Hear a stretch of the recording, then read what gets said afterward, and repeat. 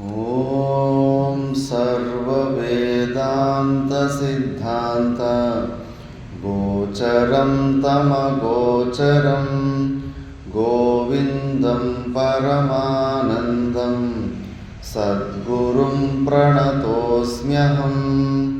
ॐ शान्ति शान्ति शान्तिः।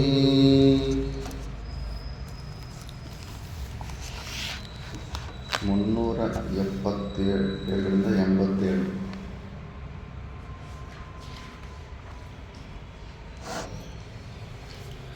वैराग्यान्न परं सुखस्य जनकं पश्यामि वश्यात्मनः तच्चेशुद्धतरात्मबोधसहितं स्वाराज्यसाम्राज्यदो ये तद्वारमजस्रमुक्तियुवते यस्मात्त्वमस्मात्परं सर्वत्र स्पृहया सदात्मनि सदा प्रज्ञां कुरु श्रेयसे।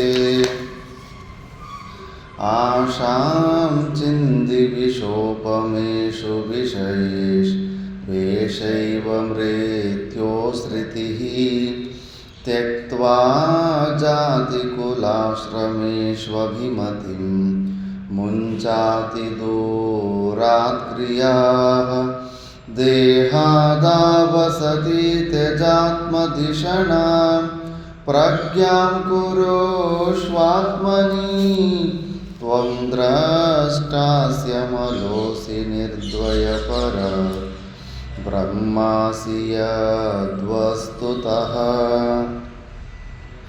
लक्ष्ये ब्रह्मणि मानसं दृढतरं संस्थाप्य बाहेन्द्रियं स्वस्थाने विनिवेश्य निश्चलतनोश्चोपेक्षदेहस्थितिं ब्रह्मात्मैक्यमुपेत्य तन्मयतया चाखण्डवृत्त्यानिशं ब्रह्मानन्दरसं पिबात्मनि मुदा शून्ये किमन्ये भ्रमैः। अनात्मचिन्तनं त्यक्त्वा कश्मलं दुःखकारणं चिन्तयात्मानमानन्दरूपं यन्मुक्तिकारणम् एष स्वयं ज्योतिरशेषसाक्षी विज्ञानकोशे विलसत्यजस्रं लक्ष्यं विदायैनमसद्विलक्षणम् अखण्डवृत्त्यात्मतयानुभावय एतमच्चिन्नया वृत्त्या प्रत्ययान्तरशून्यया उल्लेखयन् विजानीय स्वस्वरूपतया स्फुटम्।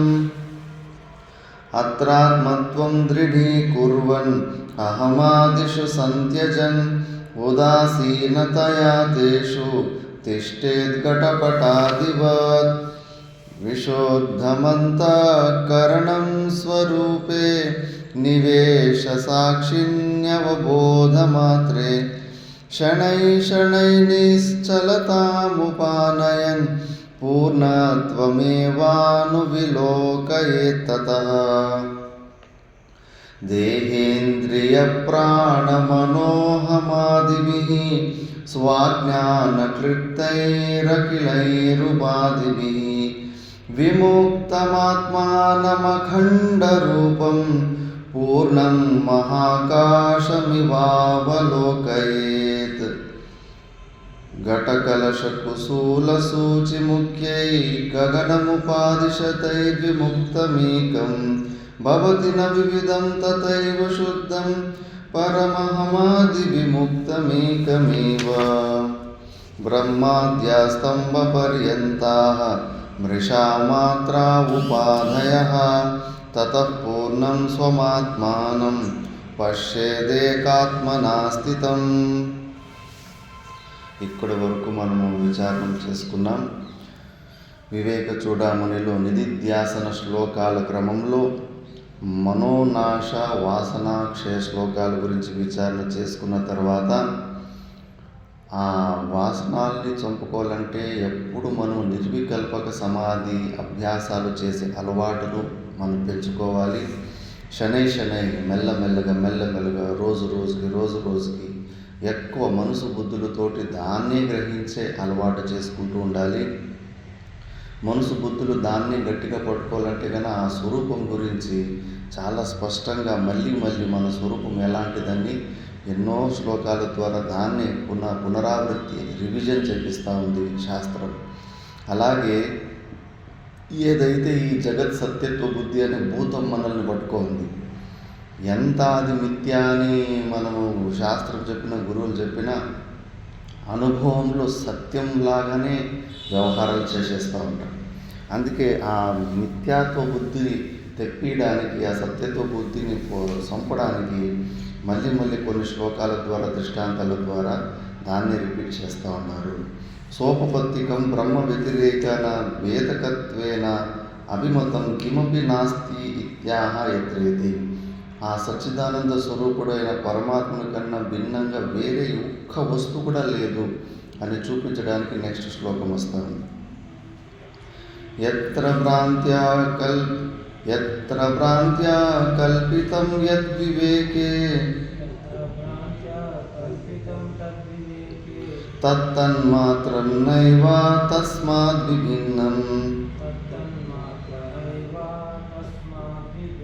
భ్రాంతిర్నాశే భ్రాంతిదృష్టా హిత్వం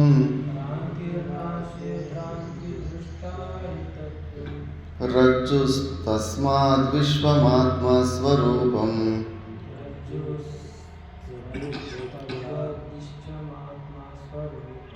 యత్ర భ్రాంత్యా కల్పితం యద్వివేకే తత్తన్మాత్రం నైవ తస్మాద్ విభిన్నం. భ్రాంతిర్నాశే భ్రాంతిదృష్టా హిత్వం రజ్జుస్తస్మాద్ విశ్వమాత్మం స్వరూపం. యత్ర భ్రాంత్యా కల్పితే తద్వివేకే తత్తన్మాత్రం నైవ తస్మాద్ విభిన్నం. భ్రాంతిర్నాశే భ్రాంతిదృష్టా హిత్వం రజ్జుస్తద్విశ్వమాత్మస్వరూపం. ఎక్కడెక్కడ భ్రాంతి నుంచి కల్పితంగా ఏదన్నా వస్తువు కనిపిస్తుంది అనుకోండి, అక్కడెక్కడో తాడు పడి ఉంటుంది. ఆ తాడు కాస్త కొద్దిగా ఎక్కువ వంకర లేకుండా కొద్దిగా వంకరలాగా పడి ఉంటుంది.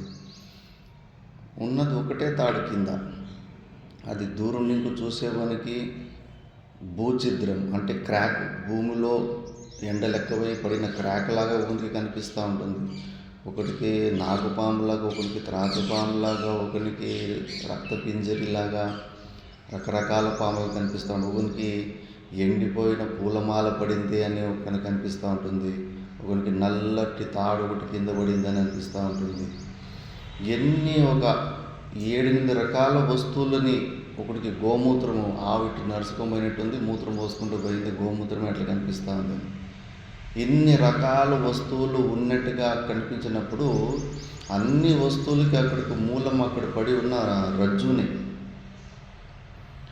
ఆ రజ్జు అందుకే ఒక్క అధిష్టానం మీద ఆరోపితమైన కొన్ని వేల కోట్ల లక్షల వస్తువులు కనిపించినా కూడా ఆ అన్ని వస్తువులు ఆ ఒక అధిష్టాన స్వరూపమే అయి ఉంటాయి. అక్కడ కింద పగ్గం పడింది కాబట్టి పగ్గమే అన్ని రూపాలు కనిపిస్తూ ఉంది. ఆ పగ్గాన్ని తీసిన పక్కన పెట్టేస్తే మళ్ళీ ఆ వస్తువులు ఏమీ కనపడవు. అలాగే ఈ ప్రపంచంలో లక్షల వస్తువులు కనిపిస్తున్నాయని నువ్వు ఊరికే అది సత్యమని భ్రాంతిలో పడకు. ఆ లక్ష వస్తువులు కూడా నీ ఒక అధిష్టానం, అన్నిటికీ నువ్వే అధిష్టానంగా ఉన్నావు. ఆ సచ్చిదానంద స్వరూపుడైన ఆ పరమాత్ముడే, ఒక్క పరమాత్ముడి మీదనే తాడు మీద మనము రకరకాల పాములు ఊహించుకున్నట్టు ఒక పరమాత్ముని మీదనే ఈ ప్రపంచంలో ఉన్న రకరకాల వస్తువులు చూసుకుంటున్నాం. అందుకే ఎన్ని లక్ష వెరైటీలు ఉన్నా ఇందులో వస్తువులు, అన్ని వస్తువులు ఆ పరమాత్మ స్వరూపమే ఉన్నాయి. ఆ పరమాత్ముడు ఎవరు కాదు, నువ్వే అయి ఉండావు. నీ స్వరూపం నీ లోపలే, నీ శరీరం లోపలనే ఉన్నాడు ఆ పరమాత్ముడు. నీకన్నా భిన్నంగా వెతకడం కాదు, నువ్వే అయి ఉన్నావని తెలుసుకోవాలంటే అది నువ్వే అయి ఉన్నావు. అన్ని వస్తువులకు అధిష్టానం నువ్వే. నువ్వే చెట్టు అయినావు, నువ్వే పిల్లర్ అయి ఉన్నావు. ఇలాంటి అనుభూతి కొద్ది రోజుల్లో పొందుతారు మహాపురుషులు. రామకృష్ణ పరమహంసులు సాధన చేసే సమయంలో ఒకప్పుడు ఈ స్థితికి సర్వభావాపత్తి అంటారు. అన్నిటిలోనూ ఆత్మస్వరూపం వచ్చేసి ఉంటుంది. కొన్ని రోజులు ఆ తత్వంలో ఉంటారు. గడ్డి మీద కూడా కాలు పెట్టలేకపోతారు, ఒక పూలు తెంపలేకపోతారు. ఎందుకంటే గడ్డి మీద కాలు పెడితే తనకే నొప్పి అయ్యేది. గడ్డి లోపల కూడా ఆయనే ఉన్నాడు. మళ్ళా అతి చేతనమైన పదార్థాలు ఉంటాయి, ఈ పంచెలు ఉంటాయి కదా.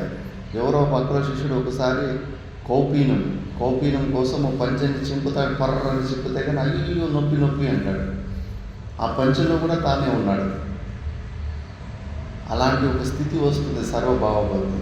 రిషికేశ్లో మేము చదువుకున్న ఆశ్రమంలో చోటా మహారాజ్ అని, ఆయన కూడా ఇలాంటి స్థితి సాధనలో స్టార్టింగ్ కొన్ని రోజులు ఇలాంటి అవస్థ వస్తుంది.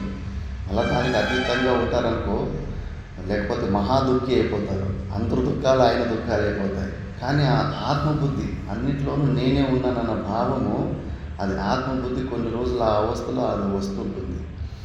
ఆయన కూడా చోటా మహారాజు అక్కడ ఉదయం పూటలే 4:55 మండలేశ్వరు ఆశ్రమం పెద్ద మనిషి గుడిలోకి వస్తాడు.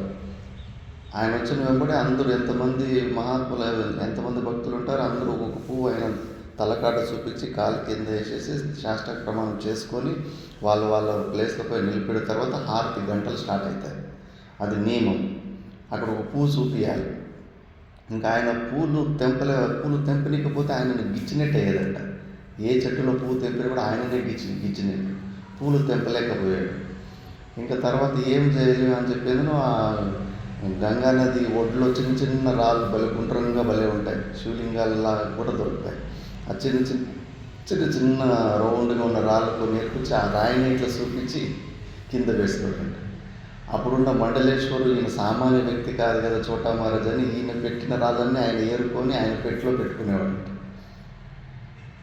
అంటే అలాంటి ఒక స్థితి వస్తుంది, అన్నిట్లోనూ నేనే ఉన్నట్టు అని. మనకు అట్లుందా? ఎవరన్నా మన గురించి చెడ్డగా మాట్లాడుకుంటా ఉంటే, ముఖ్యంగా మనం ఎవరితోటి గొడవలు పడి ఉంటే, వాళ్ళలో మనకు ఆత్మబుద్ధి వస్తుందా? నేనే అతడే నేను అనే బుద్ధి వస్తుందా? రాదు. భేద బుద్ధుల్లో ఇరుక్కుపోయాం మనం. ఆ భావాపత్తిని అభ్యాసం కూడా చేసుకోవడం లేదు. శాస్త్ర ప్రమాణం ఆ ఒక్క పగ్గము కింద పడి ఉంటే 6-7 వస్తువుల్లాగా కనిపిస్తూ ఉంటుంది. అలాగే ఈ ప్రపంచంలో కనిపిస్తున్న ప్రతి ఒక్క వస్తువు కూడా నువ్వే ఉన్నావు. నీ అధిష్టానంలోనే ఇవన్నీ కనిపిస్తూ ఉన్నాయి. అంతటా నువ్వే ఉన్నావు. సర్వం బ్రహ్మమయం. నీకన్నా అతిరిక్తంగా ఒక్క వస్తువు కూడా లేదు. ఈ సత్యాన్ని మనం తెలుసుకోవాలి. అలా అనుభవ రూపంలో కాకపోయినా అలా భావించుకుంటూ ఉండాలి. అంతా నేనే, అతనిలో కూడా నేనే ఉన్నాను, ఇతనిలో కూడా నేనే ఉన్నానని చెప్పేసి. ఇంక ఎవరితోటి లొల్లి చేసుకుంటారు, ఎవరితోటి హింస చేసుకుంటారు? కర్మ సిద్ధాంతము, మనం ఎవరికన్నా మనసా వాచ కర్మ ఎవరికన్నా హింసలు పెడితే మళ్ళీ మనకే దెబ్బలు ఎందుకు పడతాయి తెలుసా? శాస్త్రం. ఎందుకంటే ఉన్నది ఒకటే స్వరూపము, అంతా మనమే అయి ఉన్నాము. మన నాలుగు కొరుక్కుంటే మనకే కదా వచ్చేది. వాడు వేరే వాళ్ళే వాడిని కొట్టేస్తే నాకు దెబ్బలు దాకోలేని మనం అనుకుంటున్నాం. స్లో మోషన్లో మళ్ళీ మనకే వస్తాయి ఆ దెబ్బలు తిరిగి. ఎందుకంటే ఉన్నది మనమే కదా, మనకన్నా అతిరిక్తంగా లేదు. కాబట్టి కర్మ సిద్ధాంతము మనం చేసిన తప్పుడు పనులకు మనకే శిక్ష పడుతూ ఉంటుంది. ఈ సత్యాన్ని తెలుసుకోవడం లేదు. అందుకే దొంగ కానీ మంచోడు కానీ ఎన్ని విచిత్రమైన జంతువులు, క్రూర జంతువులు కానీ సాధు జంతువులు కానీ అన్నిటి స్వరూపము మనమే అయి ఉన్నాము. ఇలా భావించుకుంటూ అభ్యాసం చేసుకుంటూ ఉండాలి. అందుకే నీకన్నా భిన్నంగా బయట ఉన్న ఏ వస్తువుకి నువ్వు మహత్వ బుద్ధి ఇవ్వకు. నువ్వు ఒక్కడవే ఉన్నావు, నువ్వే అన్ని వస్తువులాగా ఉండవు. మళ్ళీ ఎవరిని చూసి భయపడుతున్నావు? దేన్ని చూసి భయపడుతున్నావు? ఈ శరీర సంయోగ వియోగాలకి నువ్వు భయపడేసి అనవసరంగా లేని దుఃఖాన్ని ఉన్నట్టుగా భావించుకుంటున్నావు. అంతటికీ ఆత్మస్వరూపం. ఆ యమధర్మరాజు కూడా ఆత్మవు నువ్వే ఉండవు. నీ ఒక అధిష్టానంలో యమధర్మరాజు కూడా భ్రాంతి రూపంలో కనిపిస్తున్నాడు. నువ్వు జీవభావంలో ఉంటేనే పట్టుకెళ్ళిపోతాడు యమదూతులు వచ్చేసి. నువ్వు అధిష్టాన రూపంలో బింబరూప చైతన్యంలో నిలబడు, నీ చేతుల్లో బొమ్మలాగా అయిపోతారు అందరూ. నువ్వు వాడితే నువ్వు చక్రంలో ఉంటే కన్నా నీ చేత కంట్రోల్, నువ్వు చక్రం తిప్పేవాడు కావాలి, చక్రంలో తిరిగేవాడు కావాలి. జీవభావంతో ఉంటే నువ్వు చక్రంలో తిరిగేవాడు, నీ చేతిలో కంట్రోల్ ఉంటుంది. చక్రం తిప్పేవాడి చేతిలో ఉంటుంది. నువ్వు చక్రాన్ని తిప్పేవాడివి కా, ఆ పరమాత్మ స్వరూపంలో నిలబడు. అందుకే ఎన్ని వెరైటీలు, లక్షలు, 10 కోట్ల వస్తువులు కనిపించినా కూడా అదంతా పరమాత్మల మీదనే భ్రాంతి రూపంలో కనిపిస్తున్నాయి. ఇదంతా కనిపించే మాత్రం నా ఏవ తస్మాత్ విభిన్నం. ఆ తాడు కన్నా భిన్నంగా కనిపించే పాములు వేరుగా లేవు. ఈ పరమాత్మ కన్నా భిన్నంగా ప్రపంచంలో ఏ వస్తువు లేదు. అంత ఉన్నది ఒక పరమాత్ముడే. భ్రాంతిర్నాశే భ్రాంతి దృష్ట అహిత్వం. అహి అంటే సర్పం. ఆ భ్రాంతి పోయిన వెంబడి ఆ పాము రజ్జు తస్మాత్ విశ్వం ఆత్మస్వరూపం. భ్రాంతి పోయినప్పుడు ఆ పాము మళ్ళా పగ్గమే అయిపోయి ఉంటుంది. అందుకే భ్రాంతి పోయిందంటే కానీ సంపూర్ణ ప్రపంచమంతా మళ్ళా ఆత్మస్వరూపమే అయిపోతుంది. ఆత్మస్వరూపంలోనే ఇన్ని ప్రకారాల భ్రాంతి రూపంలో ఇవన్నీ ఉన్నట్టుగా కనిపిస్తున్నాయి. భ్రాంతి పోయిందంటే ఇంకేమీ ఉండదు. అందుకే మన స్వరూపము మనమే ఉన్నాము. అనవసరమైన ఈ వస్తువులలో ఉన్న కుతూహలతను పోగొట్టుకోలేకపోతున్నాం. ఏదో విచిత్రం ఉంది, నాకు తెలియంది ఏదో ఉంది ప్రపంచంలో బయట, అది తెలుసుకోవాలి, ఇది తెలుసుకోవాలి, అది చూడాలి, ఇది చూడాలి. అన్నిటికీ అధిష్టానం నువ్వు స్వరూపుడు నువ్వే ఉండవు. నీలోనే ఇవన్నీ కనిపిస్తున్నాయి. స్వప్నంలో కనిపిస్తలేవా? ఎన్ని విచిత్రమైన స్వప్నాలు వస్తాయి. ఉదయం కూర్చొని కాసేపు ధ్యానంలో కూర్చొని ఆలోచన చేస్తే స్వప్నంలో వచ్చిన స్వప్నాలు ఆశ్చర్యం అనిపిస్తుంది. ఎంత పెద్ద సృష్టిని సృష్టించుకుంటాం అక్కడ. సడన్గా తండ్రి సమయంలో ఉదయం నిద్ర లేచిన వెంటనే పొరుకులో కూర్చొని ఆలోచన చేయాలి. ఏంటి ఆ తండ్రి సమయంలో ఆ అవస్థ నుంచి ఏ అవస్థకు వచ్చింటాం కదా. ఫస్ట్ నిద్రపోయిన ఉంటే స్వప్నంలోకి పోయింటాం, స్వప్నం నుంచి సుషుప్తి అవస్థకు పోతాం, సుషుప్తి నుంచి ఒక్కోసారి డైరెక్ట్గా జాగ్రత్త వస్తాం, లేదంటే సుషుప్తి నుంచి మళ్ళా స్వప్నావస్థానికి వచ్చి సుషుప్తికి వస్తాం. అప్పుడు విచారణ చేస్తే ఆ స్వప్నము ఎంత రియల్గా అనిపిస్తూ ఉంటుంది, ఈ ప్రపంచము రియల్గా అనిపిస్తూ ఉంటుంది. అప్పుడు కూర్చొని ధ్యానం చేసుకుంటే కన్నా అర్థమైపోతుంది, రెండు ఒకటి, అంతా భ్రాంతిని అని చెప్పేసి. అంతా మన లోపలే జరుగుతూ ఉంది. అంతటికీ అధిష్టానం మనమే ఉండాలి. అలా నువ్వు తెలుసుకో. బయట ఉన్న ఈ వస్తువు అసలు లేనే లేవు, బయట ఏ వస్తువులు లేనే లేవు. నీవే అన్ని రూపాలుగా భ్రాంతి రూపంలో కనిపిస్తున్నావు. భ్రాంతి పోయిందంటే నీ వస్తువులు కనిపించడానికి ఆస్కారమే లేదు. అందుకే నువ్వు ఎలా భావించుకోవాలని నెక్స్ట్ శ్లోకంలో చెప్తున్నారు. స్వయం బ్రహ్మ స్వయం విష్ణు స్వయమింద్ర స్వయం శివ స్వయం విశ్వమిదం సర్వం స్వస్మాదన్యత్ న కించన. స్వయం బ్రహ్మ స్వయం విష్ణు స్వయమింద్ర స్వయం శివ స్వయం విశ్వమిదం సర్వం స్వస్మాదన్యత్ న కించన.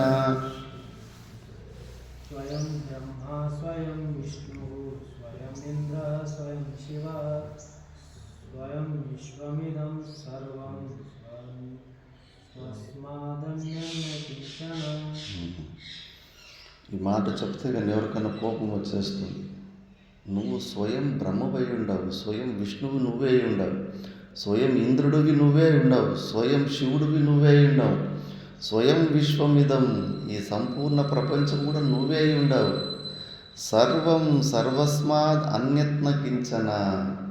అందుకే నీకన్నా వేరుగా ఏమీ లేదు, అన్నీ నువ్వే ఉన్నావు. స్వప్నంలో ప్రతి ఒక్క రోలు, ప్రతి ఒక్క వ్యక్తి, ప్రతి ఒక్క జీవి, ప్రతి ఒక్క కొండ, చెట్లు, పృథివీ, నది అన్నీ మనమే అయి ఉంటాం. అలాగే ఈ సంపూర్ణ విశ్వంలో ప్రతి ఒక్కటి నువ్వే ఉండావు. తద్ పశ్యన్ ఋషిర్వామదేవ. వామదేవుడిని గర్భంలోనే ఈ జ్ఞానాన్ని తెలుసుకో ఉంటాడు. అక్కడే చెప్తాడు ప్రతిపేదే అహం మనురభవం సూర్యశ్చ. నేనే మను అయింటి, సూర్యుడయింటి, అన్ని ఋషులు నేనే అయింటి ఒకప్పుడు, అంత నేనే అని. మాత మాణికేశ్వరమ్మ విద్యార్థులకు జ్ఞానబోధ చేసేటప్పుడు ఏకాగ్రత గురించి పాఠము నేర్పేదంట. ఫస్ట్ శివునికి పూజ చేస్తూ ఉంటే చిన్న వయసు 8 సంవత్సరాలు. ఏమి భగవంతుడు బండరాయిలాగా ఉన్నాడు. అసలు ఎంత పూజ చేసినా ఏం పలుకుతలేడు. ఏం బండరాయిలాగా ఉండడమే భగవంతుడి తత్వమా? అయితే నేను బండరాయిలాగా ఉంటానని మండికేసుకొని పద్మాసనంలో కూర్చుందంట. ఆ విచారం చూడు, బుద్ధిలో ఎలా విచారం వచ్చింది. భగవంతుడు ఎట్లుంటే నేను అట్లుంటానని. మనం భగవంతుడు అశనాపిపాస రహితము, ఆయనకు ఆకలి లేదు దొక్కు లేదని తెలుసుకుంటున్నాం. నాకే ఆకలి లేదు దొక్కు లేదని గట్టిగా కూర్చోగలుగుతున్నామా? కూర్చోగలగలేకపోతున్నాం. ఆ మహాత్ములు అంతఃకరణ శుద్ధి ఉన్నోళ్ళు అలా కూర్చోగలుగుతారు. వాళ్ళ బుర్రలో అలాంటి ఆలోచనలు వచ్చి ఆచరణలోకి తీసుకొచ్చేస్తారు. మనం వింటూనే ఉంటాం, కానీ అలా ఆచరణలు చేసుకోవడానికి భయం, బెదిరిపోయాము. ఆకలి దొప్పులే ఈ సమస్య నుంచి బయటకి రావడానికి బెదిరిపోతుంటాం మనం. కానీ అది ఆ తెగింపు రావాలంటే ఈ శ్రవణం పరటు బాగా స్పష్టంగా క్లారిటీ ఉండాలి. అలా అనుభూతులు పోతే ఫస్ట్ సంపూర్ణంగా నీళ్లు తప్పితే రెండో వస్తువు కనిపిస్తా లేదంట. రెండో వస్తువు ప్రజ్ఞ కూడా లేదంట. భయం వేసిందంట. ఏంటి, పైన నీళ్ళు కింద నీళ్ళు అంతా నీళ్లు తప్పితే వేరే ఏమీ కనిపిస్తా లేదంట. మళ్ళా కొన్ని రోజుల తర్వాత ఆ అనుభూతి అప్పుడేమో చాలా కష్టపడి ఒక 3 రోజుల తర్వాత అట్లా అంటే శరీరము ఒక స్పృహ వచ్చిందంట. ఇవన్నీ తాళాలు పెట్టి కట్టేసినట్టు చేతులు కాలు టైట్గా అయిపోయినాయంట. మెల్లమెల్లగా 3 రోజులు కష్టపడితే కానీ ఆ చేతులు కాలు ఆసనాల నుంచి బయటకు వచ్చిందంట. కళ్ళు అయితే మూసుకుపోయినాయంట. ఇట్లా అనుకోని వచ్చినట్టు ఒక రోజంతా కళ్ళు తెరుచుకోవడానికి. మళ్ళా అప్పుడేమో భయపడింది, కానీ మళ్ళా అదే ఏకాగ్రతలో ధ్యానం చేస్తుంటే సంపూర్ణము మా అమ్మే, నాయన నేనే సూర్యుడు అయిపోయాను, నేనే చంద్రుడు అయిపోయాను, నేనే చెట్లు అయిపోయాను, నేనే గుట్ట అయిపోయాను, సకల ప్రతిలోన ప్రతి ఒక్క వస్తువు నేనే అయిపోయింది నాయన అనే అనుభూతులు. శాస్త్రము అదే మాట చెప్తా ఉంది. వాళ్ళు స్వయంగా అలా అనుభవించి ఆ స్థితిని పొందారు. ఇవి ఏమి పొందకుండా ఎవడికి వాడు నేను మహాజ్ఞానిని అని చెప్పేసి ఊరికి ఊహించుకుంటుంటాడు. అట్లా కాదు, సాధనలో ఇలాంటి అనుభూతులు రావాలి. యోగ సూత్రాల్లో నువ్వు ఎలాంటి అలవాటు అభ్యాసాలు చేస్తే ఏమేమి వస్తాయని చెప్పేసి అక్కడ ప్రూఫ్ ఉంటుంది. అందుకే జీవన్ముక్త పురుషుల చరిత్రలు చదువుతూ ఉంటే కన్నా మనకు తెలుస్తాయి థర్మోమీటర్లు. మనలో వైరాగ్యము ఫలం ఏమొస్తుంది, జ్ఞానం వచ్చిన తర్వాత ఏమవుతుంది, ఇలాంటి అనుభూతులు, ఆ సామర్థ్యము అవన్నీ వస్తూ ఉంటాయి. ఒక్కసారి నువ్వు నీ స్వరూపంలో నువ్వు వెళ్ళిపోతే కదా నువ్వే సాక్షాత్ పరమేశ్వరుడు. 2 లేడు, 2-3 దేవతలు లేరు అక్కడ. మళ్ళా అక్కడ ఒకడు సేవ చేసుకునేవాడు ఒక పిచ్చోడ్లాగా వచ్చాడంట. వస్తే కానీ ఆ పెద్ద రాళ్ళు అక్కడ వేసింటే కానీ చేతిలో ఒక రాయి పెట్టుకొని ఆ పెద్ద రాళ్ళను కొట్టుకుంటూ కంకర్ చేస్తూ ఉండేవాడు. కంకర్ చేసి ఇటు ఒక పక్కకి వేసేవాడు. సుత్తి కూడా లేదంట. మళ్ళీ ఆ పిచ్చోడు అని చెప్పేసి వీళ్ళు తొరమనీకపోతే కానీ మాత మనకృష్ణ అతను తొరమకండి, అతనికి ఒక సుత్తి తీసేయండి, అతను కూర్చున్న చోటుకి ఒక 2 పూట్ల భోజనం తీసుకొని అక్కడ పెట్టేసి రండి అన్నట్టు. ఇంకంతే ఆ సుత్తి తీసుకొస్తే కానీ సుమారు ఒక 5-6 టిప్పర్లంతా రాయి ఊరిగా కొట్టుకుంటూ అంత కంకర తయారు చేసేసాడు ఇక్కడే. లేకపోతే మంచి సాధకుడు, లోపల భక్తుడు. అందరూ పిచ్చోడు అనుకున్నారు. స్నానాలు సరిగ్గా చేస్తలేడు, ఎడ్డోళ్ళలాగా ఉన్నాడు. మళ్ళీ అలాంటి వానికి మాతా మాణికేశ్వరమ్మ సపరేట్గా దర్శనం ఇచ్చిందండి. అప్పుడు అడిగితే కానీ అమ్మ నేను భగవద్గీతలో విశ్వరూప దర్శనం గురించి విన్నాను, నాకు కూడా అలాంటిది చూడాలని కోరుకుందంటే, వద్దురా నాయన, మహాపరాక్రమి అయిన అర్జునుడే దాన్ని చూసి బెదిరిపోయి ఉచ్చపోసుకున్నాడు. భయం వేస్తుంది, తొందరగా శాంతి రూపానికి వచ్చాయని అన్నాడు. నువ్వు ఈ శరీరంలో దాని అంతటి వికరాలమైన అంతటి పెద్ద దీన్ని తట్టుకునే సామర్థ్యం లేదు, వద్దంటే లేదమ్మా నేను చూడాలంటే కానీ నీ ఇష్టం, నీ కర్మ అన్నదంట. ఆ విశ్వరూప దర్శనం చూపిస్తే కేకలు పెట్టుకొని 4-5 కిలోమీటర్లు పరిగెత్తి వెళ్ళిపోయిందంట. ఏమి అంత భయం? ఇప్పుడు స్వప్నంలో భూత ప్రేతాలు వచ్చి సింహాలు గట్టిగా గర్జిస్తేనే ఉలిక్కి పడిపోతారు మనం. ఇంకా అది 5D 6D డైమెన్షన్లో ఆ విశ్వరూప దర్శనాన్ని చూసి అందరూ సావడాన్ని అవి ఇవి చూస్తూ ఉంటే కానీ ఎవరికైనా కానీ భయం కాదా? భయపడి మళ్ళీ జీవితంలో ఆశ్రమం 1 కిలోమీటర్ దూరంలోనే ఉన్నాడు. అమ్మ ఎక్కడ ఉంటే కానీ 1 కిలోమీటర్ దూరంలో తీసుకున్నాడు. దగ్గర కూడా రాలేకపోయాడు బెదిరిపోయేసి. మరి ఆ తల్లికి ఆ కృష్ణ పరమాత్ముడు చూపించిన లాంటి విశ్వరూప దర్శనము ఎలా చూపించగలదు? ఎందుకంటే ఉన్నది ఒకటే పరమాత్ముడు, 2, 3 లేవు. ఆ స్వరూపంలో నిలబడితే కానీ నువ్వే ఆ విష్ణువు అయి ఉండాలి. ఆ ప్రాయంలో స్వయం బ్రహ్మ, స్వయం విష్ణువు, ఇది అబద్ధం కాదు. అనుభవించిన యోగులు ఆ స్థితిలో ఉన్నారు. స్వయం ఇంద్ర, స్వయం శివ, స్వయం విశ్వమిదం, సర్వం సర్వస్మాదన్యత్కించన. శ్రీశైలంలో మాతా మాణికేశ్వరం ఉన్నప్పుడు దానయ్య అని ఒక ప్రధాన అర్చకుడు ఉంటాడు, చాలా మంచి విద్వానుడు. ఇంకా తలుపులు ధ్యానంలో కూర్చున్న తర్వాత ఒకసారి కాస్త వెయిట్ చేసి ఎక్కువ సమయం అయిపోతే కన్నా ఇంకా గుడి అయితే మూవ్ అయ్యాలి కదా రూల్స్ ప్రకారం. బయట నుంచి గర్భగుడికి అన్ని తాళాలు వేసుకొని వెళ్ళిపోయాడు. అమ్మ గుడి లోపల ఉండేది కానీ ఉదయం వచ్చి తలుపు తీస్తే కానీ లోపల ఉండేది కాదంట. మళ్ళీ ఒకసారి గుడి లోపల ఎవరు ఉంటాడు కాదు, మళ్ళీ ఉదయం పోయి తలుపు తీస్తే కానీ గుడి లోపల ఉండేదంట. తాళాలు వేసినా వేయకపోయినా ఆ యోగులు అలా సాక్షాత్ శివుని స్వరూపమే, శివుని స్వరూపంలాగానే ఒకరోజు దర్శనం ఇచ్చిందంట. దాన్ని ఎలా ఇస్తారు? ఎందుకంటే స్వయం శివ, స్వయం విష్ణు, స్వయం ఇంద్ర, స్వయం శివ, అన్నీ కూడా ఆ స్వరూపమే, మనమే అయి ఉన్నాము, మన స్వరూపమే అది. అది ఒక్కరు కాదు, కృష్ణ పరమాత్మ అనలేదా స్టార్టింగ్లో నేను నువ్వు ఎన్నోసార్లు జన్మ తీసుకున్నావు, నీకు తెలియదు నాకు తెలుసు అంటాడు. అన్నిట్లోనూ నేనే ఉన్నానని కృష్ణ పరమాత్ముడు ఎన్ని 2, 3 అధ్యాయాల్లో చెప్పాడు. వృక్షాల్లో అశ్వత్థ వృక్షము అంటే ఒక వృక్షాన్ని ఉపయోగించబట్టి అన్ని వృక్షాల్లో నేనే ఉన్నాను, అన్ని పశువులలో నేనే ఉన్నాను, అందులో అన్ని దేవతలలో ఇంద్రుడంటే కానీ అందరి దేవతల్లో కూడా నేనే ఉన్నాను, అన్నీ నా స్వరూపమే అయి ఉన్నాయని చెప్పేసి ఆ దాన్ని ఈ శ్లోకంలో చెప్తా ఉన్నారు. వామనుడు గర్భంలోనే ఈ జ్ఞానాన్ని చెప్పేస్తాడు. నేనే బ్రహ్మ ఏంటి, నేనే మను ఏంటి, నేనే ఇక్ష్వాకు కులంలో ఉన్న ఆ ఋషి ఏంటి, అన్నీ నేనే అయి ఉన్నాను అని చెప్పేసి. కాబట్టి ఇలా నీ స్వరూపం గురించి నువ్వు తెలుసుకో. నీకన్నా భిన్నంగా బయట చూసే అలవాట్లు మానుకో, అనవసరము. అన్నీ నువ్వై ఉండవు, నీలో ఉన్న ఆ సాక్షి చైతన్యం అదే నువ్వై ఉండవు. ఎందుకు బయట ఉన్న వస్తువుల్లో, బయట ఉన్న రూపాల్లో ఎక్కడెక్కడో నీ మనసును పెట్టుకున్నావు? జగత్ సత్యత బుద్ధి లేకుండానే అవన్నీ కుదురుతాయి నీకు. నీకన్నా భిన్నంగా ఎవరో ఒక పరమాత్ముడు సగుణ సాకార రూపంలో ఉన్నాడని గట్టిగా నమ్మిన తర్వాత జగత్ మిథ్యాస దర్శనం అవుతుందా? అసలు కుదరదు. ఏదో ఒకరోజు నువ్వు దాన్ని తెంపుకోవాల్సిందే. రామకృష్ణ పరమహంసల కథలు చెప్పా కదా, కాళికాదేవిని ఆఖరికి నరకాల్సి వచ్చింది ఊహల్లోనే. ఆ ద్వైతంను ఎక్కడ మహభక్తి లేకుండా ఏ రోజు నువ్వు దాన్ని వదిలిపెడతావో అప్పుడు నీ స్వరూపంలో నువ్వు నిలబడతావు. అనవసరంగా బెదిరిపోతుంటావు. ఈ మనసు బుద్ధులు బెదిరిపోతూ ఉంటే నువ్వు కూడా బెదిరిపోతుంటావు.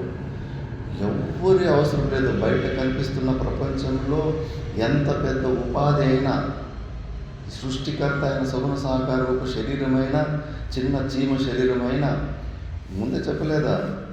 ఆ బ్రహ్మాద్యాహ స్తంభ పర్యంతా మృషామాత్ర ఉపాధయ. అంత పెద్ద శరీరం నుంచి పుట్టి చిన్న శరీరంకు ఏ శరీరమైనా కూడా మిథ్యానే, అబద్ధమే, వాస్తవికంగా లేవు.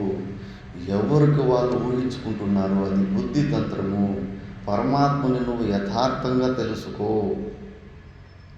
యథార్థంగా ఏ రోజు తెలుసుకుంటావో అప్పుడు నీ మనసు బయట పోకుండా లోపల పోతుంది. లోపలనే నీకు బయట ఆ దేవుడు వస్తాడు. నేను తపస్సు చేస్తే కానీ ఆ దేవుడు ప్రత్యక్షమవుతాడు, ఆయన ఏదో చెప్తాడు. ఈ దేవుడు ప్రత్యక్షమవుతాడు, ఈయన ఏదో చెప్తాడు. ఆ గురువు దగ్గర సిద్ధులు ఉన్నాయి, ఆ గురువు వచ్చి నాకేమో సహాయం చేస్తాడు, ఈ గురువు వచ్చి నాకేమో సహాయం చేస్తాడు. ఎన్ని ఊహించుకుంటావు? నీకన్నా భిన్నంగా ఎన్ని ఊహించుకుంటా ఉంటావు? ఊహించుకున్నంతసేపు నువ్వు జగత్తు సత్యం అనే భావం ఉంటుంది, నువ్వు పరిచిన్న జీవుడు అనే భావం ఉంటుంది. అసలు నీకన్నా భిన్నంగా బయట ప్రపంచంలో ఏ వస్తువు సత్యమైన వస్తువు లేదు. అంత మన మైండ్ ఒక ప్రొజెక్షన్ అంతే, మనం ఊహించుకున్నట్టే. నువ్వు ఒక్కడు చూసుకోవచ్చు అంతే నీ ప్రొజెక్షన్లో, నువ్వు ఇంకోరికి చూపించలేవు. వీడియో కెమెరాలు వచ్చాయి కదా, మరి యథార్థంగా ఏదో చూపించు. నీ ఇష్ట దేవుడు కావచ్చు, ఏదో చెప్పచ్చు, పిలిపించు. నువ్వు స్టూడియోలో కూర్చొని కాసేపు మాట్లాడిపించి అందరితోటి మాట్లాడిపించు. మరి సామర్థ్యం నువ్వు నీ ఊహలకు ఊహించుకున్న పరమాత్ముడు నీ కంటికి నీకు మాత్రమే కనిపిస్తుంటాడు, మిగతా వాళ్ళకి కనిపించాడు. అది భావనలో ఆ పవర్ ఉంటుంది, ఉపాసనలో. దానివల్ల నువ్వు పురాణాల్లో అక్కడ ఇక్కడ శివుని గురించి మంచి మంచి గుణాల ద్వారా, దయాగుణము, దైవీ సంపత్తులతోటి యుక్తంగా ఉన్న ఆ చరిత్రను చదివినప్పుడు ఆ గుణాలతోటి నువ్వు ఉపాసన చేస్తుంటే ఆ మంచి గుణాలు నీలో వచ్చేస్తాయి. దానివల్ల ప్రయోజనం ఉంది. అంతఃకరణ శుద్ధి కలిగి మీకు ఏకాగ్రత బాగా తీవ్రంగా ఉంటుంది. కానీ ఆ ద్వైత భావం నుంచి పైకి రావాలి. అందులో ఇరుక్కుంటే కన్నా నువ్వు నీలో ఉన్న ఆ పరమానంద స్థితి నువ్వు పొందలేకపోతుంటావు. మన స్వరూపం కన్నా భిన్నంగా బయట ఎక్కడ మహత్వ బుద్ధి పెట్టుకోవద్దు. ఎక్కడికి పోవాల్సిన అవసరం లేదు. దేశత, కాలత, వస్తుత ఏ నిమిత్తము ద్వారా వచ్చే ఆనందం కాదు. ఏదో నిమిత్తం నుంచి, ఏదో ఒక వ్యక్తి నిమిత్తం నుంచి వచ్చే ఆనందం ఆ వ్యక్తి ఉన్నంతసేపే ఉంటుంది. ఆ వ్యక్తి పోయిన, ఆ నిమిత్తం పోయిన తర్వాత ఆనందం కూడా వెళ్ళిపోతూ ఉంటుంది. దేశానికి సంబంధం లేకుండా, కాలానికి సంబంధం లేకుండా, వ్యక్తికి సంబంధం లేకుండా ఏదైతే మన సహజానందాన్ని మనము కనుక్కుంటాం, ఏ రోజైతే ఎక్కడుంటే అక్కడే నువ్వు వైకుంఠంలో ఉన్నట్టు శోకరహితమైన స్థితిలో ఉంటావు నువ్వు. ఈ సత్యాన్ని బాగా మళ్ళీ మనము శ్రవణ మన నిధిధ్యాసనాల్లో రగడి ఉంటే కన్నా అప్పుడు మనసు బయటకు పోకుండా ఉంటుంది. నువ్వు ఇంకా నీకన్నా భిన్నంగా ఎవరో వచ్చి నిన్ను కాపాడుతారో అనే ఎక్స్పెక్టేషన్లో ఉన్నంతసేపు జగత్సత్తుకు బుద్ధి పోదు. మాతా మాణికేశ్వరమ్మ శిష్యులకి ఆఖరి ఉపదేశం చేసినప్పుడు ఈ అద్వైత సత్యాన్ని చెప్పేసి, చూడమ్మా, ఎంత పెద్ద గురువైనా, నువ్వు ఊహించుకున్న సాక్షాత్ ఈశ్వరుడైనా కూడా ఇక్కడ వరకునే ఉపదేశం నీకు అంతఃకరణ శుద్ధిని ప్రసాదించి ఈ ఉపదేశము చేసేంత వరకునే ఆయన పని. దాని తర్వాత ఎవడికి వాడు చేసుకోవాల్సింది. నిన్ను నువ్వే ఉద్ధరించుకో అర్జున. అట్లా కృష్ణ పరమాత్మ చెయ్యి ఇట్లా ముట్టి అట్లా మోక్షాన్ని ఇవ్వచ్చు కదా అర్జునునికి. మరి భగవంతుడు సర్వ దయామయుడు కదా, కరుణామయుడు కదా. మనము తప్పులు చేస్తున్నప్పుడు కూడా మనము తప్పులు చేయకుండా కూడా ఆయనే చేయొచ్చు కదా. మనము తప్పులు చేయకుండా ఆయనే మంచి బుద్ధినిచ్చి, ఆయనే ఇట్లా పైనుంచి ఆకాశం నుంచి ఇట్లా అంతఃకరణ శుద్ధి చేపించేసి ఇట్లా టక్కని మనల్ని ముట్టుకొని టక్కని మోక్షాన్ని ఇచ్చేయచ్చు కదా. ఎందుకు ఇస్తలేడు? ఎంత కష్టాలు పడుతున్నారు ప్రపంచంలో. ఎవరికన్నా కానీ మీ కొడుకులు కానీ మనుములు కానీ కష్టాలు పడుతుంటే ఎంత దుఃఖం వేస్తుంది. మనమందరూ ఆ పరమాత్మని కొడుకులే కదా. ఎన్ని కష్టాలు, ఎన్ని తిప్పులు పడుతున్నాం. పైనుంచి అట్లా టక్కని ఎవరికి కష్టాలు రాకుండా చేయొచ్చు కదా. అందరికీ ఒకేసారి హోల్సేల్గా మోక్షాన్ని ఇచ్చేయచ్చు కదా. ఎవరు దుఃఖాన్ని పొందకుండా ఎందుకు ఇవ్వలేకపోతున్నాడు? ఆలోచన చేయాలా. ఊరికే లేనిపోనివన్నీ ఊహించుకొని మన పనిని వేరే వాళ్ళ చేతికి కాంట్రాక్ట్ ఇవ్వకూడదు. ఎవరో గురువు చేస్తాడులే ఆ పని, ఎవరో నేను నమ్ముకున్న ఈశ్వరుడు ఆ పని చేస్తాడులే. లేదు, ఆ ఈశ్వరుడు భక్తిని పెట్టుకో. నీకు నువ్వే చేసుకోవాల్సిందే. ఇది అంతఃకరణ శుద్ధి చేయించి ఉపదేశం చేసుకునేంత వరకునే. అలా అయితే కన్నా ఎందుకు మాతా మాణికేశ్వర శిష్యులంతా కూర్చోబెట్టుకొని అందరికీ టక్కటక్కని చేతులు పెట్టేసి అందరినీ మోక్షాన్ని ఇచ్చేయచ్చు కదా, వంకాయలు ఇచ్చినట్టు. ఎందుకు ఇవ్వలేకపోతున్నారు?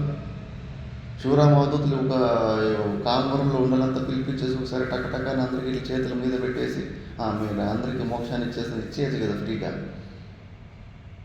ఎందుకు ఇవ్వలేకపోయాడు? ఎందుకంటే ఇది వంకాయలాగా ఒకరిస్తే తీసుకునేది కాదు. ఎవరికో వాళ్ళు చేసుకోవాల్సిందే. కాంట్రాక్ట్ వాళ్ళకి వీళ్ళకి పెట్టేసాడు కాదు. నిన్ను నువ్వే ఉద్ధరించుకో అర్జున. విశ్వరూప దర్శనాన్ని చూపించి సకల సృష్టికి కర్త నేనే అయి ఉన్నాను, అంతటా నేనే ఉన్నాను. ఆ సృష్టికర్త, పాలనకర్త, ప్రళయకర్త అంత నేను అంత పవర్ఫుల్గా చూపించిన తర్వాత కూడా మోక్షానికి మాత్రం నువ్వే ప్రయత్నాలు చేసుకోవాలి. అది మాత్రం ఇవ్వలేకపోయాడు. అందుకే ఈ సత్యాన్ని తెలుసుకోవాలి. నీకన్నా ఆత్మనస్తు కామాయ సర్వం ప్రియం భవతి. నీ ఆత్మస్వరూపం కన్నా గొప్పది ఈ ప్రపంచంలో ఏమీ లేనేలేదు. నీకు ఎవరు అవసరము లేదన్న విషయాన్ని నువ్వు తెలుసుకోవాలి. ఎందుకు ఊరికే అయ్యో వాళ్ళ సహాయం కావాలి, వీళ్ళు సహాయం కావాలని అజ్ఞానంలో ఉన్నాం. ప్రతిరోజు సుషుప్తి అవస్థలో ఎవడి బోడి సహాయం అవసరం ఉంది మనకు. ప్రపంచంలో ఒక్క వస్తువు అన్నా అక్కడ తీసుకుంటామా గాఢ సుషుప్తిలో. తొక్క ఒక్క వస్తువు అవసరం లేదు, ఈ శరీరం అవసరం కూడా లేదు, మనసు బుద్ధుల అవసరం కూడా లేదు. ఎవరు అవసరం ఉంది మనకు? ఎందుకు ఎక్కడిపైన గులాంగిరి పరాధీనత తీసుకుంటారు? ఎక్కడిపైన పుట్టినప్పటి నుంచి సత్యం వరకు గులాంగిరి. అందుకే శిష్యులకి, గురువుకి శిష్యులు ఇలాంటి పరాధీన అవస్థలు చూస్తే ఇష్టపడరు. రామకృష్ణ పరమహంసుల శిష్యుడు కూడా రోజు ఆశ్రమానికి వస్తూ ఉంటాడు. ఒకరోజు తనకి రైల్వే డిపార్ట్మెంట్లో నౌకరీ వచ్చేసింటుంది, జాబ్ వచ్చేసింటుంది. ఏం వాడు కనిపిస్తలేడు 6 రోజుల నుంచేనే రామకృష్ణ పరమహంసులు అడుగుతాడు, గురుగారు వానికి రైల్వే డిపార్ట్మెంట్లో నౌకరీ వచ్చింది అని ఎవరో చెప్తారు. అయ్యో, వాడు గంగా నదిలో పడి చచ్చిపోయినాడని వార్త విన్నా బాగుండు, వాడు పోయి ఇంకోని గులాముడైపోయాడా, నౌకరుడైపోయాడా, చాలా దుఃఖంగా అనిపిస్తూ ఉంది. అసలు ఏం నౌకరీ అంటే ఏమి? అక్కడ పైన అధికారులు సార్ సార్ సార్ సార్ అంటుండాలి. సార్ అంటే ఎస్ అంటే స్లేవ్, ఐ అంటే నేను, ఆర్ అంటే రిమైన్, స్లేవ్ ఐ రిమైన్. సదా నేను నీ గులాముడుగానే ఉంటాను, బాంచిన నాయన, బాంచిన తండ్రి అని. అదే మంచి పొజిషన్. ఎవరికన్నా ఇష్టం ఉంటుందా? విధి లేక అలాంటి పరాధీన అవస్థలో ఉండాలి. అనవసరంగా ఈ శరీరంలో తాదాత్మ్యాన్ని పెట్టుకొని ఎన్ని చోట్ల తల ఉంచుతావు? ఎప్పుడు సిగ్గు వస్తుంది నీకు? సర్వతంత్ర స్వతంత్రుడు అయిన పరమాత్మ స్వరూపుడు నువ్వు. అలాంటి పరమాత్మ పదవిని ఆరోహించకుండా ఈ శరీరంతో తాదాత్మ్యం పెట్టుకొని ఎప్పుడు దీనావస్థలోనే ఉంటావా? ఎప్పుడు ఒకరి చేతులు చాపుకుంటూనే ఉంటావా? అవసరం లేదు. ప్రపంచంలో ఏ వస్తువు అవసరం లేదు నీకు. ఈ శరీరం అవసరం లేదు, నీ మనసు బుద్ధిలో అవసరం లేదు. సైలెంట్ని వదిలిపెట్టడమే, పట్టుకోవడము పొందడం ఏమీ లేదు. మనకు ఆత్మజ్ఞానం, మనం ఆత్మజ్ఞానం సిద్ధంగా ఉంది. అనవసరమైన పట్టుకోవడం వల్ల అది ఆవరణం వస్తూ ఉంది. వదిలిపెట్టేయాలి, తెగించి కూర్చోవాలి. అలా తెగింపి ధైర్యంతో కూర్చున్నవాడే అలాంటి సర్వతంత్ర స్వతంత్రమైన స్థితిలో ఉన్నాడు. సామాన్యం కాదు ఇది. ఆత్మహత్య ప్రయత్నం చేసుకోవడానికి వెళ్ళే వ్యక్తి ఎంత తెగింపుతోటి పోయేవాడు ప్రాణాన్ని వదులుకుంటాడో, సాధనలో కూడా అలాంటిదే. మాతా మాణికేశ్వరమ్మ చిన్నప్పుడు వద్దు, నాకు చిన్నప్పుడు పెళ్లి చేయకున్నట్టుగా వినలేదు వాళ్ళు. ఇంత గాజులు పొడి చేసుకొని తిన్నది చచ్చిపోవాలని చెప్పేసి. ఆ సంసారం వైపు పోవడానికైనా సావడమే మేలు అని చెప్పేసి. కానీ ప్రాణం పోయింది. ఎవరు నీళ్ళలో దుంకి చచ్చిపోతారని చెప్తే కానీ నీళ్ళలో కూడా దుంకింది చిన్న పాప, 8 సంవత్సరాలు. కానీ పూర్వజనంలో యోగి కాబట్టి జలస్తంభనం అయిపోయింది. తేలుకుంటూ 3 రోజులు ఏకాంబరి అనే క్షేత్రంలో అక్కడ తేలుకుంటూ ఉంది. నీళ్ళు పెద్దది ఉంది అక్కడ. ఇది ఏమంటారు దాన్ని, గుడుల దగ్గర బావిలాగా ఉంటుంది కదా, కోనేరు అంటారు. ఆ కోనేరులో 3 రోజులు తేలుకుంటారు. మళ్ళీ గొర్రెలు కాసేపల్లి పోయి ఎవరో చచ్చిపెట్టున్నారు దీనికి పోతే కన్నా బతికే ఉంది. మళ్ళీ పాము పుట్టు లోపల పాములు ఉంటాయి, కరిస్తే చచ్చిపోతారంటే పుట్టు లోపల ఇల్లు చేసుకుని కూర్చోంది పాములు వచ్చి కరువుని. ఒక 10-15 మళ్ళీ స్వయంగా వాళ్ళ పొలంలోనే మట్టి తోడుకొని మీద కప్పేసుకుంది, అట్లా సమాధి చేసుకుంది. కానీ పోతే తోసిన ఉప్పు చేయి మాత్రం బయటనే ఉంటుంది కదా. స్వయంగా మనం సమాధి పూడ్చుకోలేము కదా మట్టి. మళ్ళీ వాళ్ళ నాన్న 3-4 రోజుల తర్వాత చేయబట్టి పైకి లాగాడు. మరి ఏమనుకున్నాను, అలా తెగించినందుకు వాళ్ళు ఆ స్థితికి చేరుకున్నారు. మనం ఇంకా ఈ శరీరంలో బతికి ఉండాలి. భయము ప్రతి క్షణము భయపడుతూ జీవిస్తున్నాం. పిరికి పొందల్లాగా జీవిస్తున్నాం. పిరికి పొందలకు మోక్షం దొరకదు, తెగించిన వాళ్ళకి దొరికేది. ఇందులో కూడా వివేక చూడంలో శరీర పోషణార్థి సన్ అని. నువ్వు ఈ శరీరంలో ఉండి వీటిని పోషించే అలవాట్లు ఉన్నావంటే నువ్వు మోక్షాన్ని మర్చిపోవాలి. శరీరం సంబంధం నుంచి తాదాత్మ్యం నుంచి బయటకు రావాలి. ఇది అనవసరమైనది. మనకు సుఖ దుఃఖ భోగాయతనం ఇదం శరీరం. సుఖాలు దుఃఖాలు దీని మాధ్యమం ద్వారానే వస్తున్నాయి మనకు. దీనితోటి ఉన్న ఈ డూప్లికేట్ సంబంధాన్ని తొలగించుకునే ప్రయత్నం ఉండాలి. ఎందుకు ఉండాలి? ఏ ప్రయోజనాన్ని ఆశించి ఈ శరీరంలో ఉండాలి మనం? ఏం అవసరం ఉంది దీనికి? దీనికన్నా ఇంకా స్పష్టమైన జ్ఞానం ఏముంది? ప్రతిరోజు సుషుప్త అవస్థలు ఏమీ లేకుండా కూడా మనం ఎంత హాయిగా ఉండాలి. అయినా కూడా ఈ శరీరంలో అలవాటు అనాది కాలం నుంచి నేను ఈ శరీరం అని అనుకొని ఇలాంటి విచారణ నిధిధ్యాసంలో ఒత్తి ఎవడు చూపించేవాడు లేక అలాగే తిన్నామా పడుకున్నామా తెల్లారింత పునరపి జననం పునరపి మరణం, ఇలాగే పుట్టు సస్తు దుఃఖం దుఃఖం దుఃఖం అని ఏడుస్తూ ఏడుస్తూ వస్తున్నాం. మాత మాణికేశ్వరమ్మ చెప్పింది, నాయన సింహంలాగా ఉండాలి సాధకుడు. ఎవరు స్వతంత్రుడో వాడే ధన్యుడు, వాడే మోక్షాన్ని పొందగలడు అని. పరాధీన స్థితిని ఎప్పుడే కానీ నువ్వు స్వీకరించకు. బతకాలని కోరిక ఉన్నోడే ఎక్కడో ఒక చోట లొంగిపోతాడు, గులాముడైపోతాడు. ఆ బతుకు మీద ఆశను వదిలిపెట్టేసాడు, ఈ శరీరం నేను బతికి ఉండాలని. ఆ తెగింపుతోటి మళ్ళా చూడు, నువ్వు ఎక్కడ పోయినా సింహంలాగానే పోతుంటావు. బతకాలని కోరుకున్నాడు మాత్రం ఎక్కడ పోయినా తల వచ్చేస్తూ ఉంటాడు. మా గురుగారే చెప్పేవారు, నాయన చూస్తూ ఉంటాను, 40-50 సంవత్సరాలు సాధువులలో చరిత్ర చూశాడు. మొదట్లో యవ్వనంలో ఉన్నప్పుడు కొద్దిగా శాస్త్రం గీస్త్రం ఏం చదువురా అంటే కానీ చదువురు. ఇదేదో స్కూల్ చదువులాగా అనిపిస్తుంది వాళ్ళకి, దీనివల్ల ఏమి రాదంటారు. ఏదో ఒక ఆశ్రమంలో ఇక్కడే పర్మనెంట్గా ఉండిపోతామని భ్రాంతులు ఉంటాయి వాళ్ళకు. ఆ ఆశ్రమాలు ఎవరికి పర్మనెంట్ కాదు. ఆ అధ్యక్షుడు, ఆ గురువు ఉన్నంతసేపే వాళ్ళకు సేఫ్టీ, సెక్యూరిటీ. ఆ గురువు కూడా ఏం శాశ్వతంగా ఉండలేడు కదా. ఆయన శరీరం ఏదో ఒక రోజు ప్రాణాన్ని వదిలిపెట్టి వెళ్ళిపోవాలి. ఇంకా మళ్ళీ ఎవరో కొత్త ప్రెసిడెంట్ ఏదో వస్తాడు, ఇంక అన్నీ స్టార్ట్ అవుతాయి. పాత వాళ్ళంతా ఒకరొకరే వదిలిపెట్టి పోయే పరిస్థితి వస్తుంది. పొమ్మని లేక పొగబెడతారు, నువ్వు వెళ్ళిపో అని ఏం చెప్పరు. కానీ వాళ్ళు చేసే పనులు, పెట్టే హింసలకి తట్టుకోలేక ఆశ్రమించి బయటకు రావాల్సిన పరిస్థితి వస్తుంది. అప్పుడు అలాంటి పరిస్థితి వచ్చినప్పుడు రిషికేశ్లోనే శివానంద ఆశ్రమం ఉంది. అప్పుడే చెప్పేవాళ్ళు అంటారు, ఆయన చోటా మహారాజు లాంటి మహాసిద్ధ పురుషులు ఉన్నారు. ఉదయం సాయంత్రం కాస్త కొంచెం పాఠాలు రాండ్రా. ఉదయం 6:30 నుంచి 8:30 2 క్లాసులు ఉంటాయి. కొద్దిగా నేర్చుకోండిరా వేదాంతాన్ని, జీవితం బాగుంటుందంటే మాకు అవసరం లేదన్నట్టుగా ఉంటారంట. అక్కడే శివానంద ఆశ్రమంలో సత్య వరకు ఉంటామని నమ్మకం. అక్కడ ప్రెసిడెంట్ మారిపోయాడు, మళ్ళీ లొల్లిలు స్టార్ట్ అయ్యాయి, బయటకు రావాల్సిన పరిస్థితి వచ్చింది. ఇంకా జ్ఞానం లేదు. జ్ఞానం లేకపోతే పిరికి పొందలాగా ఎప్పుడు బెదురుకుంటూ ఉంటారు, గ్రూపులు చేసుకుంటూ ఉంటారు. ఆ పెత్తనము, ఆ మోహం వదలలేకపోతుంటారు. ఆ పెత్తనం పీక్కునే ప్రయత్నం చేస్తే కన్నా బెదిరిపోతారు. అక్కడ తెలిసిపోతుంది వాడి వైరాగ్యం ఎంత ఉంది అని చెప్పేసి. ఇంకా బయటకు వచ్చేస్తారు. ఇంకా అప్పుడు భక్తుల్ని తయారు చేసుకోవడము, భక్తులకి చంచాగిరి చేయడము, భక్తుల నుంచి ఇంక వాళ్ళే కదా దక్షిణము వాళ్ళు డబ్బులు ఇచ్చేది. ఇంకా భక్తులు వస్తే కానీ వాళ్ళు పెద్ద విఐపీ లాగా ట్రీట్మెంట్ చేయడము, అన్ని చంచాగిరిలో ఇంకా దీనత్వం స్టార్ట్ అయిపోతుంది.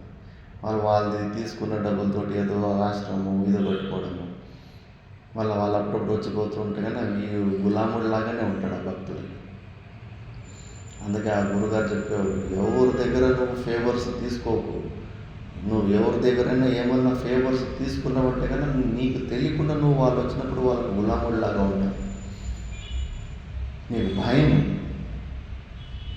అందుకే ఎంత మినిమం వస్తువులతోటి సాధన చేయొచ్చు, తెగించి ఉండాలి. బతికే ఆశలు వదిలిపెట్టేసి ఈ మార్గంలోకి రావాలి. అప్పుడు నువ్వు ఆ సింహంలాగా స్వతంత్రుడు అయ్యి ఈ శీతోష్ణాది సుఖ దుఃఖాలు కూడా లెక్క పెట్టుకుండా చెట్ల కింద గుహల్లో కానీ తిండి ఆకలి దొప్పులకు కూడా భయపడకుండా అంత తెగించి నువ్వు ఏదైనా సాధన చేసుకోవచ్చు. లేకపోతే మాత్రము ఆట ఆడిచ్చేస్తుంది. అందుకే ఈ విషయాన్ని తెలుసుకో.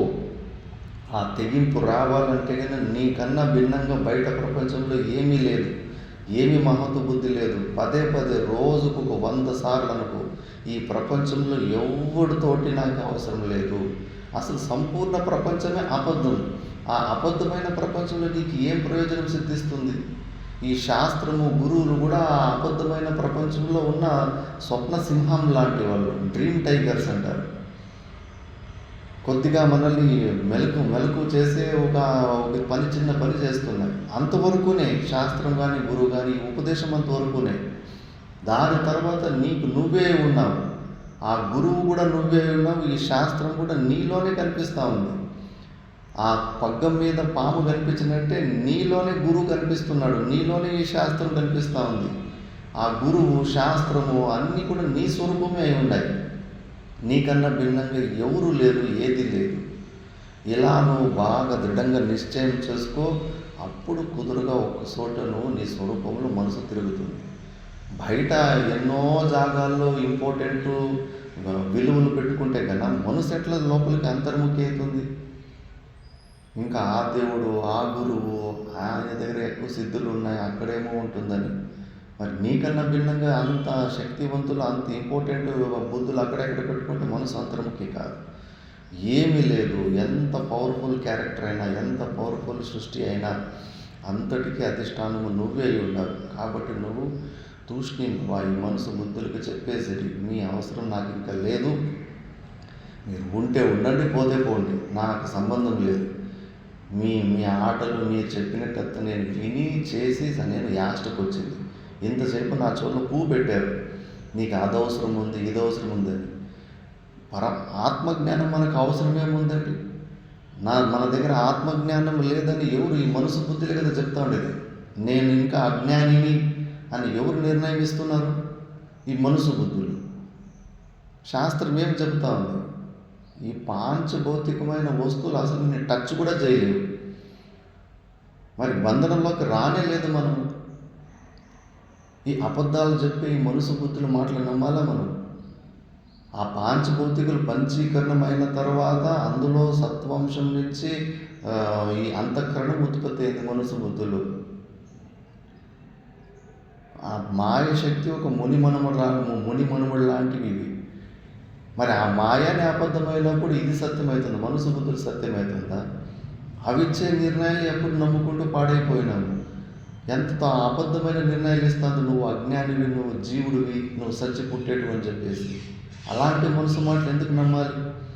శాస్త్రం గురువులు చెప్పిన తర్వాత నేను తెలుసుకున్నాను, నువ్వు నీ అవసరం నాకు లేదు. నువ్వు అబద్ధాలు తప్పుడు నిర్ణయాలు ఇచ్చే మనసు నువ్వు.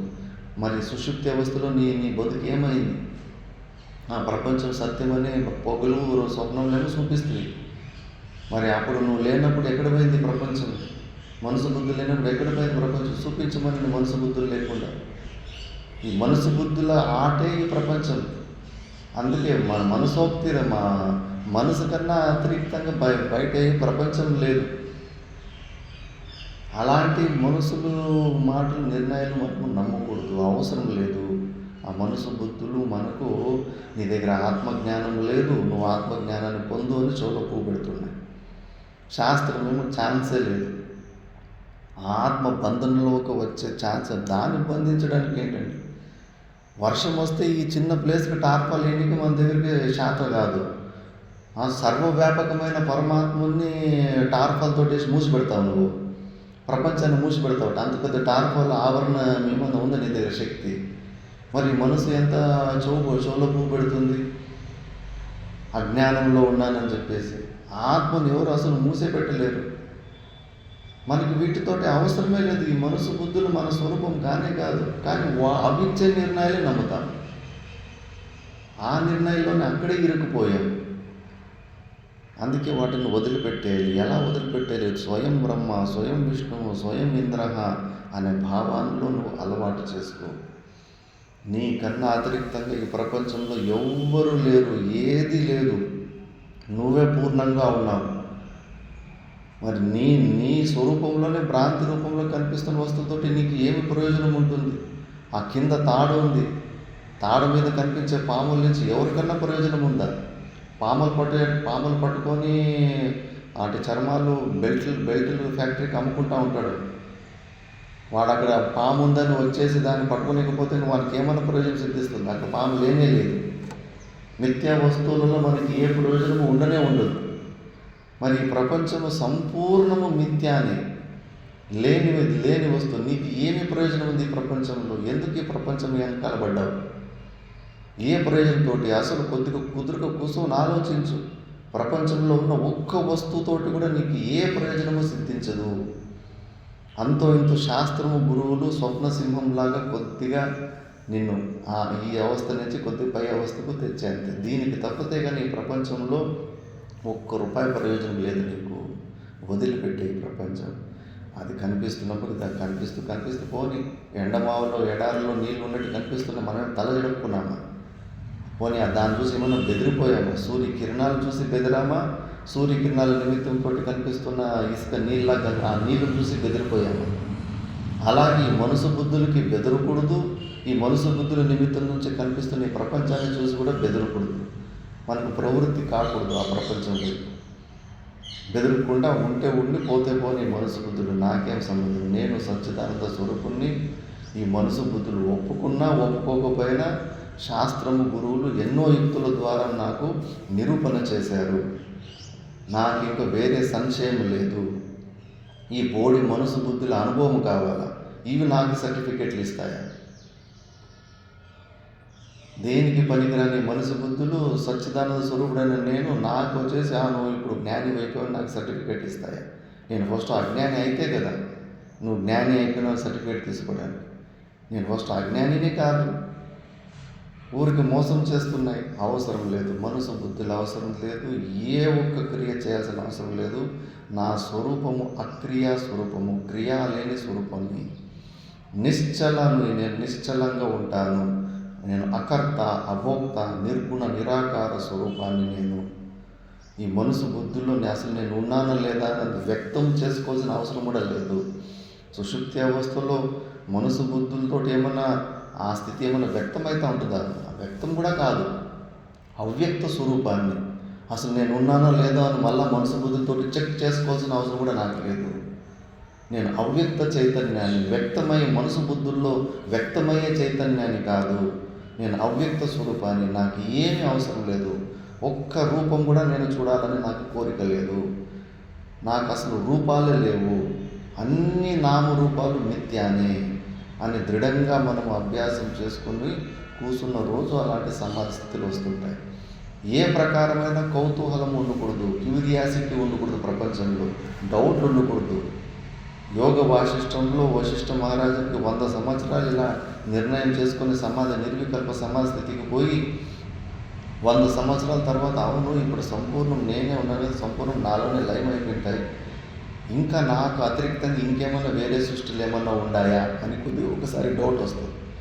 డౌట్ వచ్చి కళ్ళు తెరిస్తే 2 సూర్యులు, 2 చంద్రమాలు, విచిత్రమైన సృష్టి కనిపిస్తుంది. ఎవరు మీరు? మిమ్మల్ని ఎవరు సృష్టి చేశారు? ఉన్నది ఒకటే సచ్చిదానంద స్వరూపుడు కదా, అది నేనే కదా, మొత్తం అంతా నాలో లయం చేసుకుంటే కదా, నాకు అతిరిక్తంగా ఇవన్నీ ఈ సృష్టి ఇవన్నీ బ్రహ్మాండం ఏంటంటే అదేంటి ఆ సూర్య చంద్రులు మాట్లాడతాయి. నువ్వే మమ్మల్ని సృష్టించేసి నువ్వే అడుగుతున్నావు ఏంటి అండి, నేనెప్పుడు సృష్టిస్తే అని అంటాడు. నీకు ఎప్పుడు డౌట్ వచ్చినో నాకన్నా భిన్నంగా ఇంకేమైనా సృష్టిలో ప్రపంచం ఉందా అని అప్పుడే మా ఉత్పత్తి అయిపోయింది. సంశయాలు ఉంటే కనుక మళ్ళీ జగత్ సత్యత బుద్ధి వస్తుంది. కొద్దిగా కూడా డౌట్ ఉండకూడదు. ఇంకా అవసరం లేదు. నేను ఏ రూపాన్ని తెలుసుకోలేదు, ఏ నామాలు లేవు, ఒక్క రూపం కూడా నేను ఇంక నాకు అవసరం లేదు. నేను రూపరహితమైన నిర్గుణ నిరాకార స్వరూపాన్ని. నా బుద్ధి కూడా పనిచేయాలని నేను అనుకోను. నా బుద్ధి ద్వారా అసలు నేను ఉన్నాను లేదా టెస్ట్ కూడా చేసుకోను. అవసరం లేదు నాకు. నా బుద్ధి నాకు సర్టిఫికేట్, నేను ఉన్నానని సర్టిఫికేట్ ఇవ్వాల్సిన అవసరం లేదు. నేను ఏ రూపాలు తెలుసుకోలేదు. ఇంకా చాలు అని అన్నిటికీ అలంవృత్తి రావాలి. ఎనఫ్ ఈజ్ ఎనఫ్ అని చెప్పేసి అంత అత్యంత వైరాగ్యాన్ని పొంది మిథ్యాత్వ నిశ్చయం ఇట్లా సంపూర్ణంగా చేసిన రోజు మనసు సైలెంట్ అవుతుంది. నువ్వు మనసుకు బయట ఏదో విలువలు ఇంకా పోగొట్టుకోకుండా చూపిస్తూ ఉంటే కదా దానికి ఇంకా కిక్కు పెరుగుతూ ఉంటుంది. ఎప్పుడూ యాక్టివ్గానే ఉంటుంది. మనసు యాక్టివ్ లేకుండా చేయాలంటే కానీ అసలు బయట ప్రయోజనం ఏమీ లేదు. ప్రపంచంలో ఒక్క వస్తువు కూడా నీ పర్పస్కి అది సర్వ్ కాదు. ఇంకా ఇవన్నీ అడ్డము, దరిద్రం. ఇవన్నీ ఈ మనసు బుద్ధులు మనకు యాక్టివ్గా ఉండడము, ఈ ప్రపంచం కనిపిస్తూ ఉంటుంది, దరిద్రం మనకి, శత్రువులు మనకి. ఎంత తొందరగా ఈ లత్త కత్తిరించిపోతే కానీ అంత ప్రశాంతంగా మన స్వరూపంలోనే ఉంటాం మనం. అలాంటి మనసు బుద్ధులు ఇచ్చే నిర్ణయాలు ఎన్ని రోజులు అంటే నమ్ముతారు, ఇంకా ఎన్ని రోజులు ఫూల్ అవుతూ ఉంటారు. అవసరం లేదు. ప్రతిరోజు సుషుప్తి అవస్థలోనే మనకు అనుభవం కలుగుతూ ఉంది. ఇలా నువ్వు నీ స్వరూపాన్ని మళ్ళీ మళ్ళీ మళ్ళీ మళ్ళీ రుద్ది నిధిధ్యాసనంలో ఇలాంటివి ఉంటాయి. ఇంకా కొంతమంది గురువులు కళ్ళు మూసుకోమంటారు, మంచి పద్మాసనం కూర్చోమంటారు. ఇదే విషయాలు లాస్ట్ మూమెంట్లో సైలెంట్గా ఆలోచించు. ఇప్పుడు నీ లేదు, ఈ ప్రపంచం లేదు, ఏమీ లేదు, అసలు మనసు వృత్తులను తగ్గించుకో, ఇంక దేని గురించి ఆలోచించకు. నీకు నువ్వే ఉన్నావు. అని చెప్పి చెప్పి చెప్పి సైలెంట్గా ధ్యానావస్థలో ఇంకా ధ్యానం లాస్ట్ మూమెంట్లో కేవలం ధ్యానాన్ని పెంచుకునే అలవాటు చేస్తారు. అప్పుడు కొద్దిగా యోగాసనాలు, ఎందుకంటే రక్త చలనం స్టార్టింగ్లో అలవాటుకి కొన్ని యోగాసనాలు ప్రాణాయామాల సహాయం తీసుకొని ఫస్ట్ ఈ నిర్ణయం కావాలి, సత్సంగం పార్ట్ పూర్తి కావాలి. సత్సంగంలో ఇది మననం పార్ట్, నిధిధ్యాసనం పార్ట్ మంచి యుక్తుల ద్వారా డిసైడ్ అయిన తర్వాత అప్పుడు నువ్వు మంచి యోగాసనాలు వేసుకొని మెల్లమెల్లగా ఈరోజు 45 నిమిషాలు, రేపు 50 నిమిషాలు పెంచుకుంటూ పెంచుకుంటూ సమయాన్ని అవిచార సమాధికి వెళ్ళి సైలెంట్గా తూష్మీం బాబా సైలెంట్గా ఉన్నప్పుడు అప్పుడు నీకు అలాంటి నిర్వికల్ప సమాధి స్థితిలో అలవాటులు కొద్ది కొద్దిగా రుచి దొరకడం తెలుస్తూ ఉంటుంది. అలా నిధిధ్యాసన శ్లోకాల్లో వస్తున్న మిగతాది మనము నెక్స్ట్ క్లాస్లో చూసుకుందాం. ఓం పూర్ణమద పూర్ణమిదం పూర్ణాత్ పూర్ణముదచ్యతే పూర్ణస్య పూర్ణమాదాయ పూర్ణమేవావశిష్యతే. ఓం శాంతి